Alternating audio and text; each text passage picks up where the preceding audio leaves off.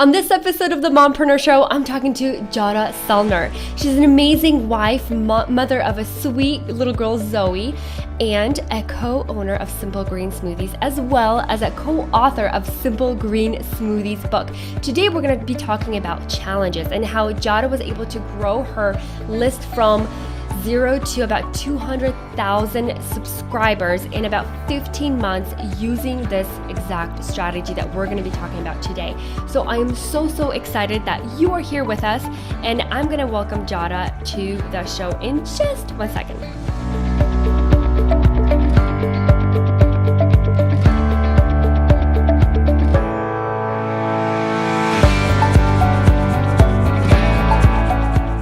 Jadah, welcome to the show. Thank you. I'm excited to be here. Sweetheart, it's so excited to have you here, and I'm so thankful to you that you're so patient with me and this technical glitches. So I really appreciate your time. So Jadah, tell us your story. How did you embark on this beautiful and really challenging entrepreneurial journey? Yeah. So, my first kind of dive into entrepreneurship was actually starting a brick and mortar business with my husband in Kauai in 2009. And at the time, our daughter was 18 months old, and we had no, business degrees. Neither of us have college degrees. Even to this day, we just had the economy crash, and my husband wasn't able to get a job. So we actually had to create our own work. And we wanted to create something where we could have our daughter by our side. And so we started this play and learning center for kids. And that was kind of the beginning. That was like the first, up bat for having my first business. And then moving into our parenting blog, Family Sponge, which is when Jen and I connected. And then that evolved into something bigger, into the whole green smoothie movement. And so Simple Green Smoothies was actually never supposed to be its own website, but that was really the third business that we put out into the world. And through all of that, like I said, having my daughter by my side, some of those first challenges, when we started our brick and mortar business, my daughter would push people out of the door as they were coming in, bringing their kids, and just kind of trying to manage and juggle all of that. And when we were first building Family Sponge, I remember dropping Zoe off preschool for 3 hours a day, which is really 45 minutes a day once you drop them off and then pick them up. And I remember going to, coffee shops, trying to get some Wi-Fi in those in-between moments, and the Wi-Fi wouldn't work, and I would invest in a bagel and then just be so bummed, what am I supposed to do now? I don't have any connection to Wi-Fi. So just being really committed to doing that work, in nap times, during bed times, and just really hustling with so much heart and just trying to figure it all out. I knew what I wanted, but I didn't know how it was going to happen. Mm-hmm. And so that was really just that process of hoping that something would hit. Mm-hmm. And thank you so much for sharing those struggles, Jadah, because, there's so many viewers, and thank you so much for watching us live. So many of you are struggling right now and are like, okay, when am I going to see results? And I'm so happy that Jadah's talking about this, because really it does take time. And this is not Jadah's first rodeo, that's for sure. So Jadah, when you went into partnership with Jen, did you know that you two will be working side by side in an incredibly huge company? We definitely, Jen and I are both really ambitious women, and we had big dreams of let's build a business where our kids can be by our sides and let's make a difference in the world. And I remember creating a vision board, and this was a time when my husband and I were struggling financially. Mm-hmm. Jen's family was struggling as well. But I remember just listening to some Tony Robbins and creating a vision board and writing what would be the ideal amount of money that I'd want for my family and for her family, and really just committing to what and why, and not being attached to how and when it would happen. Mm-hmm. I think so often, I wanted to make 6 figures in 6 months, and it's we didn't make our first profit, just profit period, for 18 months of us going into business partnership. And I remember we sold a $5 ebook, and we did $8,000 in 7 days. And so we're like, oh my gosh, a business. But that was 18 months. So I didn't hit the like 6-month dream. And I remember my husband, like, when are you going to start making money? You're putting in all of these hours, you're online, you're listening to podcasts, you're doing all of these things.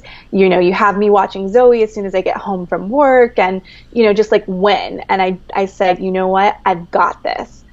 You have to believe in yourself first before anyone else is going to. So even though he had doubts, he had insecurities, I was like, I know what I'm making and I know why, and I just don't know when, so give me more time. And so I always tell people that I work with is don't put a timeline on your dreams.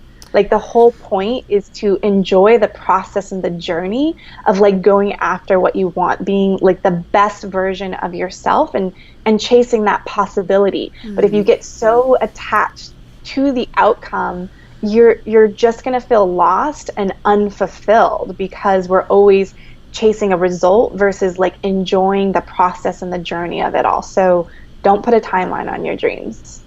That is so beautiful, Jadah. Thank you so much for sharing that. And as an entrepreneur, I invested a lot of time and money into coaching programs and all this courses and stuff like that. And so a lot of them, when you enter, they say, what is your goal, financial goal, and in how many months, or what's the timeline? And that always made me feel so uncomfortable, because I'm always like, well, where can I put? Okay, first of all, you're asking me to pull this random number out, and then second of all, I need to put a timeline on it.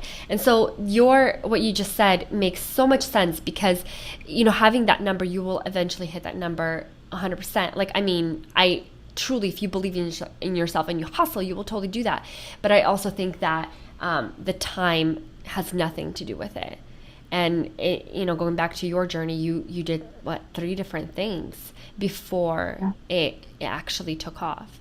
So now let's talk about taking simple green smoothies to the next level. And actually, right before that, so you were building Family Sponge, and can you share the transition, how you transitioned into simple green smoothies? Because I always found that transition so interesting, and it was so brave, because so many people are not willing to do that.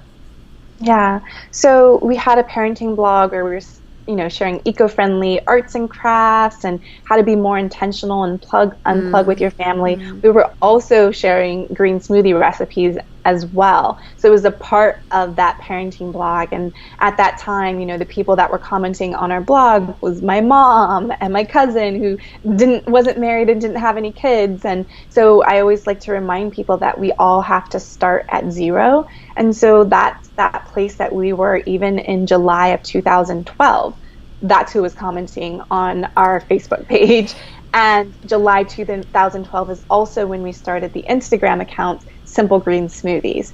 And so it was just one of those social media platforms, right, where one of my friends was like, you should get on there and share your green smoothie recipes. And, we were working on a green smoothie ebook behind the scenes that we were going to sell to our on our parenting blog. And they're like, well, if you're going to do that ebook, like, talk about your recipes on Instagram. And I remember being so resistant, right? As we see these new platforms, it's like, oh, Periscope, oh, Instagram stories, oh, Snapchat, like, it feels overwhelming. And I was very resistant to start that. But, you have to double down on what's working and then stop what's not, and then open up some space and opportunity for you to try new things and experiment if you want your business to grow. Because like many people say, what got you here won't get you there. So we had to do something different. And so Simple Green Smoothies on Instagram was that something different. And that's where we really built the momentum and realized it wasn't just moms that were following us on Instagram. And so Jen basically created a website within just a few months and got it up super fast, called simplegreensmoothies.com, based on our Instagram account. Very cool. So you started creating very beautiful content from the very beginning. I feel like the pictures of the fruits and the leafy greens were so beautiful, and that I feel like really attracted people to your page. And I remember following you ever like way before WGS, way before like I even found out that you guys were behind it. And so it's really interesting because you ran these challenges to grow your list. Now, how did you get people from Instagram to your website to sign up? What were the incentives like? Let's talk about, let's get into this building list building. Yeah, I think that's a great question, is how, we had this Instagram following, and it was like, okay, I know from an online marketing perspective, you have to build your list because platforms change, eyeballs and attention move around to different places. And so really being open to how do you have consistent communication with your audience. And I knew that the email list was the core focus. And so it's like, okay, great. People love our recipes on Instagram. How do we get them on our email list? And we just brainstormed of having a challenge.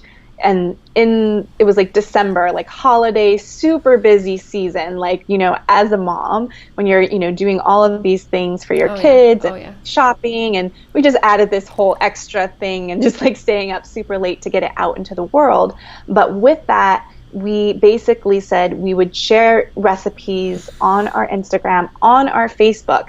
But if they wanted weekly shopping lists with recipes, basically like the game plan for each week in a 30-day period, then they would have to opt in and give us their first name and their email address to join. And people just went bananas for that. So our first challenge, we had about 2,000 email subscribers because we had a free 5-recipe ebook, and about 2,000 people joined our email list. And then when we did our 30-day green smoothie challenge, our email list went to 30,000 email subscribers. And so what I say is that you want to make your free opt-in better than someone's paid offer. And so a lot of times we're like, oh, let's get that irresistible, freebie, that downloadable, that checklist. And I think those are great as well. But if you're trying to build an engaged community, there is something so special about creating a live experience where you have a start date and an end date together. So it's really capitalizing on the value of community and doing it together. And so that's where we were really able to just like thrive and move beyond like the typical ebook opt-in. Exactly. And your ebook, your challenge was definitely, absolutely hands down, or the PDF or the PDF guide, hands down the best out there. I've never seen anybody put so much work into their freebie. So now, what would you say, like, okay, there's so many entrepreneurs that have challenges, yet it's not at the same, like it doesn't start at the same day. It starts whenever I sign up. What were the technical difficulties behind that? Because I know like some autoresponders won't let you do that. And then how do you all start them on one day? For example, I signed up, a week before. And what do I get it? Do I not get any emails from you until it starts on the start date, or how does that work? Yeah, so when people sign up, and we only do the challenge 4 times a year. And so if they sign up when we're not doing a challenge, they'll get a welcome onboarding email like, hey, welcome. Like we do challenges 4 times a year. The next one starts October 1st. And so then you'll get shopping lists and recipes then. Until then, we'll send you leafy love notes every Thursday. So they kind of know like it's coming. And I think, the specialty in that is it creates this anticipation and excitement and like the countdown of something's coming and starting soon. And then there's also the end date and like closing the loop on that piece that people really appreciate. Yes, we could totally automate it and have people sign up whenever they want, but that's the difference between us having this loyal fan base that like has an experience versus just outsourced automation. And I say you can't outsource connection and you can't automate authenticity. So I just believe that us being in it with them live in real time, no comment left behind, really engaging with our community and our tribe, that we're able to build lifelong fans from that presence with them. So did you have like a maybe a Facebook group or something where they all hung out, or was it mostly on the Instagram page? Yeah, it was on Instagram and on Facebook. And I always tell people, like, I like to say, like, the singled out technique is pick one platform where your people are hanging out and where you shine the most and actually enjoy it. So if you're like, I feel like I should be on Snapchat, is not a good sign. Like, you have to like immerse yourself and really love the platform, really love communicating and connecting through that way. So for me, I actually really love speaking. And so speaking on stages, doing podcast interviews, video interviews are actually the easiest way for me, like in my strengths and my gift, to connect and get my message out to more people. So I won't guest post. I won't write articles or things like that because that's not my zone of genius. And so find the place where you shine, because people feel that. Now, if you're an amazing writer, like Momistry, right? Like, she's amazing with her words and she can really connect, and people can feel her authenticity and her transparency and her vulnerability, then that's the way that she connects with her audience. But you really need to choose the platform where you shine the most. I'm so glad you shared that, because I'm like in the middle of writing guest posts and I'm really really not enjoying it at all. I feel like cut it out. So I appreciate you sharing that. And so now I want to bring it to you, the audience. If you're watching, not if you're watching, I know you guys are watching. What are some things that you absolutely hate, and what are some things that you absolutely enjoy, and focus on the things that you enjoy? So I really love that that you shared that, Jadah.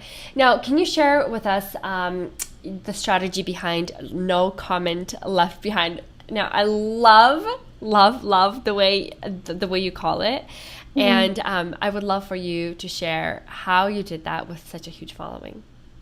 Yeah, so a piece that a lot of people starting businesses online miss out on is the market research phase, and really checking out like what's going on in your industry and your niche. And so I spent a lot of time, and I love that piece. Like, what is everyone up to in the world? How are people in our same industry? How are they communicating and connecting with their audience? What is their audience saying that they want more of, that they're not willing to deliver? And I would go to all of these like green smoothie, Facebook pages, Instagram, their website, and I would just see all of these people excited and sharing comments, and like nothing, no response. And I would see, trailing comments of people saying like, oh, they don't respond, like, you're not going to get an answer. And I was like, like, that sucks. They took the time to put their effort and energy. And so I really knew like I could fill a gap in the marketplace of really showing up for the audience and the tribe, and to be in the business of answering questions. Like, I could they could Google it, or I could Google it, and then they trust me as the expert and credibility and the go-to person. So we're the go-to people when it comes to green smoothie, lifestyle and recipes and resources. And so the only way you can do that is by answering questions and letting people know that you're here to help.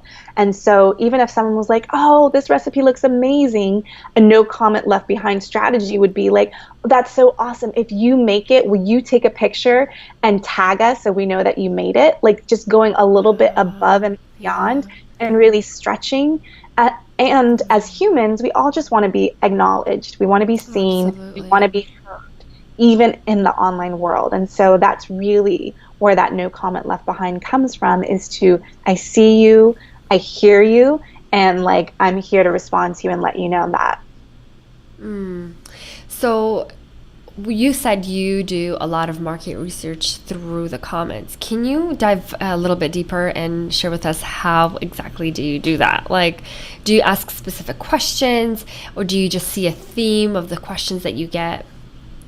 Yeah, so I'm observing, right? Like, that's the listening phase. That's the like, what's happening now. And so if anyone that's listening right now, if you could write down 3 of the people in your industry that are up to the same things, serving a similar audience or have a similar product or service, and read through their audience's comments. Another way you can do this is on Amazon and reading, the Amazon reviews, like picking the top 3 books and reading those 5-star reviews, those 1-star reviews, and then the 3-star reviews, which are the most like balanced of like, here's what I loved, here's what I didn't like. And then on those pieces of like what they loved, okay, I know that people love that, so I'll show up and do that. And the parts where they didn't, which part of those am I willing to deliver and fill in that gap? Because you don't want to fill in the gap and you're not excited to do it either. So an example of what we do is we share beginner-friendly recipes. These are for people who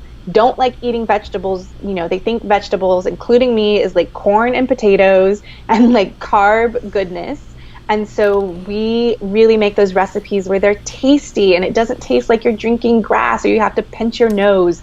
But for some people who are further along the line, it's like, oh, your recipes are too sweet, there's too much fruit. And it's like, no. But for the people that we're serving, we know they don't want a smoothie that tastes like grass. And so we're very intentional with that. And then if people ask for, you know, diabetic friendly recipes, that's just not, we're not willing to fill in that gap. We're not willing to serve that. Wow. We're not experts in that. And so we lose those people. But if someone wanted to serve an audience around like, you know, diabetes and prevention and, you know, that type of thing, they could read our comments and be like, wow, they're not going to share diabetic friendly recipes. I could build a business around that. Does that make sense? Oh, that's so good. And I love how you said you intentionally say, no, I'm sorry, we're not going to fill that need. And to honor those who you do serve. So that's absolutely beautiful. And this reminds me of that business that you had with your husband, that childcare business. And I'm so curious, I'm the same way. I am always serving people and, okay, is this what you want? Okay, I'll give it to you. And not always processing like, okay, will this work for me? Is this where I want to go? But for example, the people came to you and said, well, we actually want to drop off our kids instead of having like that sip and play kind of type of childcare or environment, sip and play environment. With your experience and knowledge right now, if you would go back, would you say, no, I'm sorry, this is actually what we're doing? Yeah, I think that's a great question because there's two pieces to that.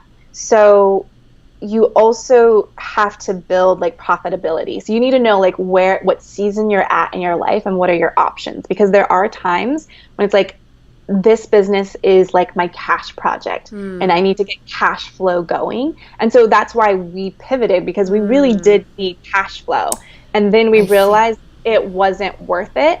And we were willing to let go. So that piece, so it's like you have to really check in, like sometimes you do have to say yes to something for a limited amount of time just to set yourself up. So, and especially as moms, we have families to feed. And so you have to kind of have that like that cash project and then that like heart project. And I think both have to be happening at the same time, that it's like, okay, what am I going to do to bring in the cash flow? And then what do I need to start doing on the side to really build that heart project up, to hopefully that the heart project will become the cash flow project too.